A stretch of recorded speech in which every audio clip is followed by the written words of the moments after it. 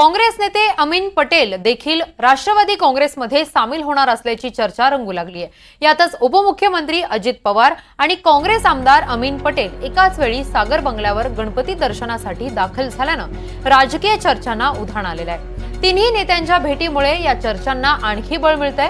मात्र अमीन पटेलांनी काँग्रेसमध्येच राहणार असल्याचं विधान करत सगळ्या चर्चांना पूर्णविराम दिलाय। काँग्रेसमध्ये काल होतो, आज आहेत ना, पण उद्या पण राहील। मी बॉर्न काँग्रेसमॅन आहेत आणि राहुल गांधीच्या नेतृत्वाखाली आम्ही सगळं काम करत आहोत आणि काम करणार।